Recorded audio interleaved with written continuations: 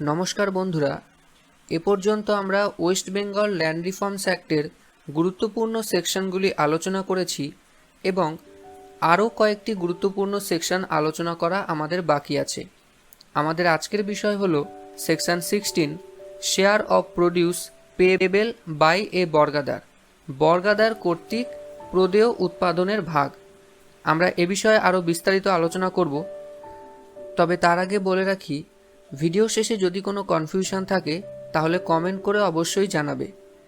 আজকের ভিডিওতে আমরা আলোচনা করব কোনো জমি বর্গাদার দ্বারা যদি চাষ করানো হয় তাহলে ফসল উৎপাদনের পর ওই প্রডিউস বা ফসল কিভাবে বর্গাদার এবং জমির মালিকের মধ্যে শেয়ার করা হবে। Subsection 1, the produce of any land cultivated by a বর্গাদার।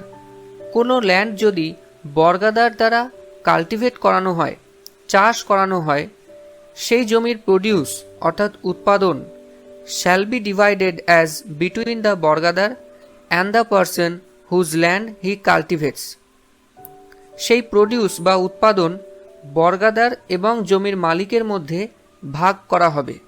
The person whose land he কাল্টিভেটস এর মানে হলো সেই ব্যক্তি যার জমি বর্গাদার কাল্টিভেট করে, চাষ করে, অর্থাৎ ওনার অফ দ্য ল্যান্ডের কথা এখানে বলা হয়েছে। এবার আমরা জানব ঠিক কতটা অনুপাতে বর্গাদার এবং জমির মালিকের মধ্যে ভাগাভাগি করা হবে। In the proportion of 50-50 in a case where plough, cattle, manure and seeds necessary for cultivation are supplied by the person owning the land. 50-50 অনুপাতে ভাগ করা হবে, অর্থাৎ বর্গাদার পাবে 50% আর জমির মালিক পাবে 50%। এটি কখন? যদি প্লাফ মানে লাঙল, ক্যাটেল গবাদি পশু, ম্যানুওর সার, সিডস মানে বীজ, এই সমস্ত চাষের জন্য প্রয়োজনীয় জিনিসগুলি যদি জমির মালিক সাপ্লাই করে, সরবরাহ করে, সেক্ষেত্রে বর্গাদার পাবে 50% এবং জমির মালিক পাবে 50%. In the proportion of 75:25 all other cases, অন্যান্য সব ক্ষেত্রে বর্গাদার পাবে 75% এবং জমির মালিক পাবে 25%। আশা করি এতটুকু বুঝতে পেরেছ। Subsection 2, the bargadar shall tender within the prescribed period. বর্গাদার পৌঁছে দেবে, টেন্ডার মানে ডেলিভার করবে, পৌঁছে দেবে একটা নির্দিষ্ট সময়ের মধ্যে, to the person whose land he cultivates, সেই ব্যক্তিকে যার জমি সে কাল্টিভেট করে, চাষ করে, the share of the produce due to such person, অর্থাৎ ফসল উৎপাদনের পরে জমির মালিকের জন্য প্রাপ্য যতটুকু শেয়ার, সেই শেয়ার বর্গাদার পৌঁছে দেবে নির্দিষ্ট সময়ের মধ্যে। এক কথা এখানে বলা হয়েছে উৎপাদিত ফসল ভাগাভাগি করার পরে জমির মালিকের জন্য প্রাপ্য ফসলের ভাগ বর্গাদার নির্দিষ্ট সময়ের মধ্যে তাকে ডেলিভার করে দেবে। এবার মনে প্রশ্ন আসতে পারে, ঠিক কতটা সময়ের মধ্যে বর্গাদার ডেলিভার করবে? তার উত্তর হলো, শস্য মাড়াই করার পর 7 দিনের মধ্যে বর্গাদার ডেলিভার করবে। West Bengal land reforms rules বললে এটি তোমরা জানতে পারবে। Subsection 3, where any share of produce tendered under subsection 2 is accepted by the person whose land is cultivated by the bargadar. Subsection 2 অনুযায়ী বর্গাদার দ্বারা যতটা পরিমাণ শেয়ার অফ প্রডিউস জমির মালিককে পাঠানো হয়েছে, সেই প্রডিউস যদি জমির মালিক অ্যাকসেপ্ট করে তাহলে each party shall give to the other a receipt. তাহলে এই দুজন একে অপরকে একটা রিসিপ্ট দেবে, একটা রসিদ দেবে। In such form as may be prescribed for the quantity of the produce received by him. একে অপরকে রসিদ দেবে, কে কতটা পরিমাণ প্রডিউস রিসিভ করেছে সেটি উল্লেখ করে থাকবে। কোয়ান্টিটি অফ দ্য প্রডিউস মানে প্রডিউসের পরিমাণ, কে কতটা পরিমাণ রিসিভ করলো। এখানে বলা হয়েছে বর্গাদার যখন জমির মালিককে শেয়ার অফ প্রডিউস পৌঁছে দেবে, তখন যদি জমির মালিক সেই প্রডিউস অ্যাকসেপ্ট করে নেয়, তারপরে বর্গাদার এবং জমির মালিক একে অপরকে একটা রসিদ দেবে, সেই রসিদে লেখা থাকবে কে কতটা পরিমাণ প্রডিউস রিসিভ করলো। যেমন বর্গাদার জমির মালিককে যে রসিদ দেবে সেখানে লেখা থাকবে যে বর্গাদার এতটা পরিমাণ প্রডিউস রেখেছে। আবার জমির মালিক বর্গাদারকে যে রসিদ দেবে সেখানে লেখা থাকবে যে তিনি এতটা পরিমাণ প্রডিউস রিসিভ করলেন। আশা করি বুঝতে পেরেছ।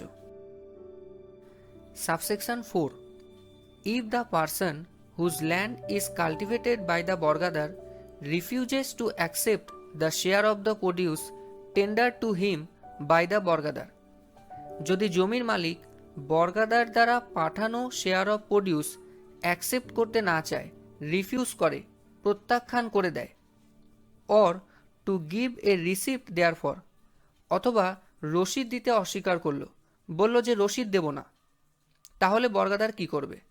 The bargadar may deposit within the prescribed period such share of the produce with such officer or authority as may be prescribed.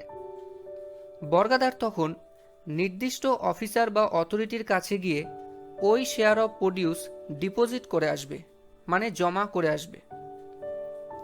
And such deposit shall discharge the bargadar from his obligation to deliver the share of the produce to the person whose land he cultivates. এবং এইভাবে deposit করার ফলে বর্গাদার জমির মালিকের কাছে তার share of produce delivery করার দায়িত্ব থেকে মুক্ত হয়ে গেল। আগের সাবসেকশনে আমরা দেখলাম বর্গাদার যখন জমির মালিককে তার শেয়ার অফ প্রডিউস ডেলিভারি করলো তখন জমির মালিক সেটি অ্যাকসেপ্ট করলো এবং একে অপরকে একটা রসিদ দিল। কিন্তু এখানে আমরা দেখলাম জমির মালিক তার শেয়ার অফ প্রডিউস অ্যাকসেপ্ট করলো না এবং তার ফলে বর্গাদার নির্দিষ্ট অফিসার বা অথরিটির কাছে গিয়ে জমির মালিকের জন্য প্রাপ্য শেয়ার অফ প্রডিউস ডিপোজিট করে আসলো। এর ফলে বর্গাদার নিজের দায়িত্ব থেকে ডিসচার্জ হলো, মানে মুক্তি হলো। এখানে একটা কিন্তু রয়েছে, provided that where the quantity of the produce deposited by the bargadar is lesser than the quantity of the produce due to the person whose land he কাল্টিভেটস।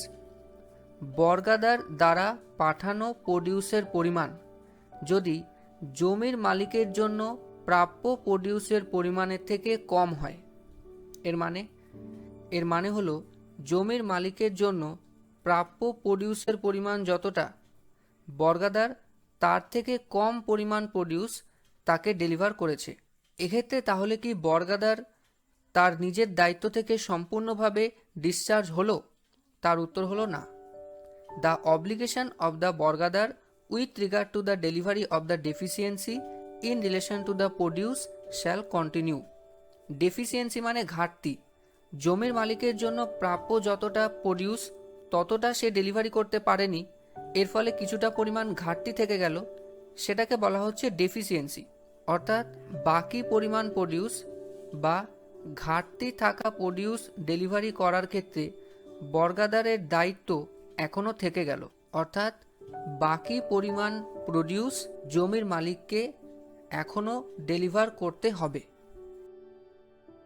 Subsection 5, where a deposit referred to in subsection 4 has been made, the prescribed officer or authority shall। Subsection 4 অনুযায়ী prescribed officer বা অথরিটির কাছে বর্গাদার যদি কোনো deposit করে, কোনো share of produce deposit করে আসে, তারপরে প্রেসক্রাইবড অফিসার বা অথরিটির কী কী ডিউটি রয়েছে সেগুলি আমরা জানব। The prescribed officer or authority shall give to the বর্গাদার a receipt in such form as may be prescribed। বর্গাদারকে একটা রিসিপ্ট দেবে, স্টেটিং দেয়ারিন, সেখানে উল্লেখ থাকবে the quantity of the produce deposited by the bargadar, বর্গাদারের দ্বারা যতটা পরিমাণ প্রডিউস ডিপোজিট করা হলো, and the particulars of the person for whom the produce has been deposited, এবং যে ব্যক্তির জন্য প্রডিউস ডিপোজিট করা হলো সেই ব্যক্তির বিবরণ থাকবে। পার্টিকুলার্স মানে বিবরণ। And give intimation of such deposit in such form and in such manner as may be prescribed two the person for whom the produce has been deposited, এবং প্রেসক্রাইবড অফিসার যে ব্যক্তির জন্য প্রডিউস ডিপোজিট করা হয়েছে অর্থাৎ জমির মালিককে একটা ইন্টিমেশন করে জানাবে ইন্টিমেশন মানে সূচনা দেওয়া বা জানানো, একটা নোটিশ দিয়ে জানাবে যে তার জন্য এতটা পরিমাণ প্রডিউস ডিপোজিট করা হয়েছে। এক কথায় বলতে গেলে বর্গাদার প্রেসক্রাইবড অফিসার বা অথরিটির কাছে যতটা পরিমাণ প্রডিউস ডিপোজিট করে এসেছে তার প্রমাণ রাখার জন্য প্রেসক্রাইবড অফিসারের কাছ থেকে একটা রিসিপ্ট নেবে এবং তারপরে প্রেসক্রাইবড অফিসার জমির মালিককে জানিয়ে দেবে যে বর্গাদার তার জন্য এতটা পরিমাণ প্রডিউস ডিপোজিট করে গেছে। এবার এখান থেকে যদি পরীক্ষায় শর্ট কোয়েশ্চেন আসে যে বর্গাদার কেন, কী কারণে প্রেসক্রাইবড অফিসার বা অথরিটির কাছে শেয়ার অফ প্রডিউস ডিপোজিট করে, তাহলে তার উত্তর হবে যদি জমির মালিক বর্গাদার কর্তৃক প্রেরিত শেয়ার অফ প্রডিউস অ্যাকসেপ্ট করতে না চায় বা রিসিপ্ট দিতে অস্বীকার করে, তাহলে বর্গাদার নির্দিষ্ট অফিসার বা অথরিটির কাছে গিয়ে জমির মালিকের জন্য প্রাপ্য শেয়ার অফ প্রডিউস ডিপোজিট করে আসতে পারে। আশা করি এতটুকু বোঝাতে পেরেছি। Subsection 6. Where any produce is deposited under subsection 4.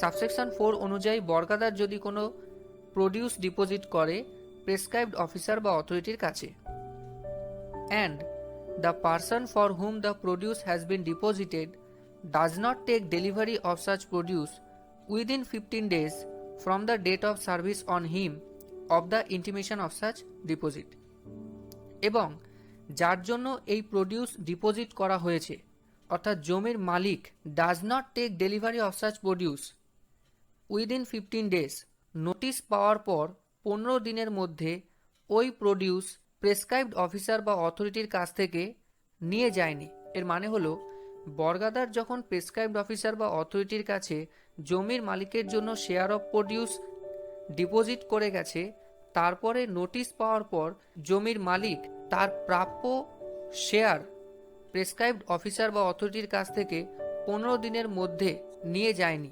তখন কি হবে? The officer or authority refer to in subsection 4 may sell such produce. ওই অফিসার বা অথরিটি ওই প্রডিউস বিক্রি করে দেবে and deposit the proceeds of such sale after deducting therefrom the cost of conducting the sale in the treasury in revenue deposit.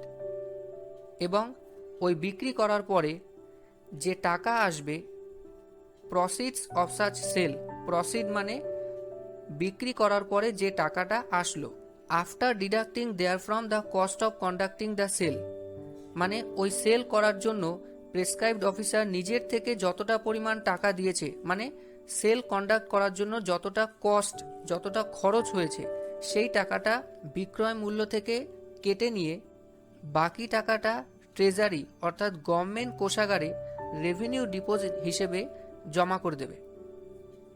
হয়তো অনেকেই এখানে বুঝতে পারোনি, এটি আমরা ছোট উদাহরণের সাহায্যে বোঝার চেষ্টা করব। ধরো বর্গাদার প্রেসক্রাইবড অফিসার বা অথরিটির কাছে কোনো পরিমাণ প্রডিউস জমির মালিকের নামে ডিপোজিট করে দিয়ে গেছে। এবার নোটিশ পাওয়ার পরেও 15 দিন হয়ে গেছে, জমির মালিক সেই প্রডিউস নিতে আসেনি। এরপর ওই অফিসার বা অথরিটি সেই প্রডিউস বিক্রি করে দিয়েছে মার্কেটে বা অন্য কোথাও। বিক্রি করার পরে ধরো বোঝার সুবিধার্থে আমরা কম টাকা ধরছি, ধরো 100 টাকা পেয়েছে। এবার ওই প্রেসক্রাইবড অফিসার বা অথরিটি নিজের থেকে 10 টাকা দিয়েছে ওই সেল কন্ডাক্ট করানোর জন্য, মানে বিক্রি করার জন্য 10 টাকা সে খরচ করেছে। ওই 100 টাকা থেকে 10 টাকা সে বিয়োগ করলো, কারণ সেটা নিজের থেকে সে দিয়েছে। বাকি থাকলো 90 টাকা। এই 90 টাকা সে গভর্নমেন্ট কোষাগারে রেভিনিউ ডিপোজিট হিসেবে জমা করে দিল। এইভাবে জমির মালিকের নামে প্রাপ্য ডিপোজিট করা ওই প্রডিউস গভর্নমেন্ট কোষাগারে চলে গেল, যেহেতু 15 দিনের মধ্যে সে তার ডেলিভারি নেয়নি। এরপরে to the credit of the person for whom the produce has been deposited. Government কোষাগারে ওই প্রডিউসের বিক্রির বাবদ যে টাকাটা জমা পড়ল, সেই টাকাটা জমা পড়বে জমির মালিকের নামে। এর মানে এই নয় যে ওই টাকাটার অধিকারী জমির মালিক। এর মানে হলো যে ধরা হবে জমির মালিক এই টাকাটা গভর্নমেন্ট কোষাগারে ডিপোজিট করেছে। And give intimation of such deposit two such person in such form and in such manner as may be prescribed. এত কিছু হওয়ার পরে জমির মালিককে, অর্থাৎ যার নামে ওই প্রডিউস ডিপোজিট করা হয়েছিল, তাকে একটা নোটিশ পাঠানো হবে এবং বলা হবে যে আপনার প্রডিউস আপনি 15 দিনের মধ্যে যেহেতু নেননি, তাই আপনার প্রডিউস বিক্রি করে গভর্নমেন্ট কোষাগারে টাকাটি জমা করে দেওয়া হয়েছে। আশা করি এতটুকু বুঝতে পেরেছ। এই সেকশনের গুরুত্বপূর্ণ অংশ এটি, সাবসেকশন 6। যদি তাও বুঝতে কোনো অসুবিধা থাকে অবশ্যই কমেন্টে জানাবে। সাবসেকশন 7, এখানে আমরা জানব ফসল উৎপাদনের পরে উৎপাদিত ফসল বর্গাদার কোথায় স্টোর বা থ্রেশিং করতে পারবে। থ্রেশিং মানে শস্য মাড়াই করা। The bargadar shall store or thresh the produce at such place as may be agreed upon between him and the person whose land he cultivates. বর্গাদার উৎপাদিত ফসল অর্থাৎ প্রডিউস স্টোর করবে বা থ্রেশিং করবে এমন একটা জায়গায় যে জায়গা নিয়ে জমির মালিক এবং তার মধ্যে সম্মতি রয়েছে। Or where there is disagreement between them, যদি তাদের মধ্যে মতভেদ থাকে, বর্গাদার বলছে একটা জায়গা, জমির মালিক বলছে আর একটা জায়গায়, তাহলে কি হবে? At such place as may be fixed by him after giving notice in writing served in the prescribed manner to the person whose land he cultivates. তাহলে বর্গাদার নিজের মতো একটা জায়গা সিলেক্ট করবে এবং জমির মালিককে লিখিতভাবে নোটিশ দেবে যে অমুক জায়গায় আমি প্রডিউস স্টোর বা থ্রেশিং করছি। এরপর একটি গুরুত্বপূর্ণ প্রভিশন রয়েছে, provided that the person whose land is cultivated by the borgadar may at any time during the storage or threshing of the produce enter the place where the produce has been stored or is being threshed for the purpose of inspecting the storage or threshing as the case may be of the produce. এখানে বলা হয়েছে বর্গাদার নিজের মতো জায়গা select করে storage করুক বা threshing করুক, যাই করুক না কেন, সেই জায়গাতে জমির মালিক যে কোনো সময় প্রবেশ করতে পারে। কিসের জন্য? ইন্সপেক্ট করার জন্য। ইন্সপেক্ট মানে পরীক্ষা করার জন্য যে সেখানে ঠিকঠাকভাবে শস্য মজুত বা শস্য মাড়াই করা হচ্ছে কি না। আশা করি এই সাবসেকশনটি বুঝতে কোনো অসুবিধা হয়নি। অনেক অনেক ধন্যবাদ বন্ধুরা ভিডিওটি শেষ পর্যন্ত দেখার জন্য। যদি কোনো কনফিউশন থাকে অবশ্যই কমেন্টে জানাবে, অথবা যদি কোনো সাজেশন থাকে তাও জানাবে। Thank you.